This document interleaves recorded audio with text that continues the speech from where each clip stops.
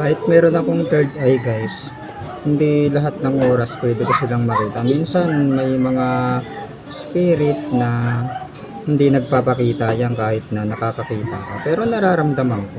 Guys, ito prepare pa lang ako. Mukbang muna sa bahay bago explore.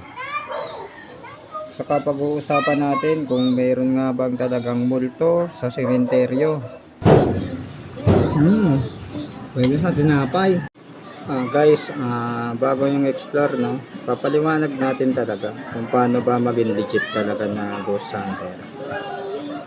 Ano kasi yan kailangan ba masyadong gabing-gabi, kunyari 3 AM challenge para lang makita natin yung multo. Saka yung multo hindi yan hindi siya kunyari nakita mo sa isang lugar, bintana, kunwari ganyan, hindi pwedeng mapunta yun pupunta siya sa may pinto. Uy, pumunta dun sa may pintuan yung multo, kanina nasa bintana siya. Hindi pwedeng maging ganun yun, kasi yung mga multo na yan iisang lugar lang yun kung saan sila lumilitaw. Pero hindi to kuro-kuro o sarili ko lang opinion. Actually nanood ako kay Sir Ed. Sabi niya hindi pwedeng yung multo na yan mapunta siya kung saan. Kasi yung mga yun, yung nandun na iwan yung mga memories nila, doon natin sila nakikita. Doon sa lugar na yun kung saan sila lumilitaw. Saka yung usapang multo sa sementeryo, lahat na sila 'di ba patay? Lahat na i-ghost hunter natin lahat yung multo, yung mga patay doon, mga nasa sementeryo, para sobra mo naman tapang kung mag-explore ka sa sementeryo para ghost hunt natin yun, silang lahat, tignan natin, lalabas kaya silang lahat. Paano kung lumitaw yun sa inyo bigla, lahat ewan ko kung hindi kayo mapatakbo doon. Pero walang multo talaga sa sementeryo, wala doon.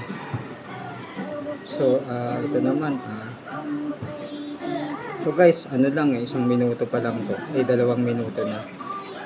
Usapang third eye naman, yung third eye na yan, hindi yan basta yung may ability lang na kunyari katulad ng iba, kunyari si Sir Ed Kaluwag, yung mga makakakita lang ng ganyan.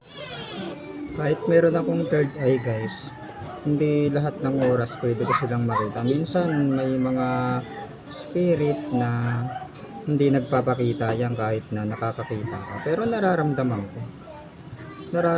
ko nasa paligid lang. Minsan parang sumusunod, hindi ko lang pinapansin. Pag yung tipong kinikilabutan ako, minsan ayaw nilang magpakita sa tao.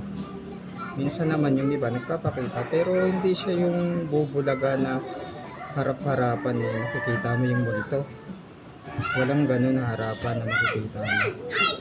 Saka yung multong parang mga naglalakad, so dapat yan lumulutang, hindi yan nakasakit. Pero kung naglalakad sila na parang tao, malamang siguro peke yun.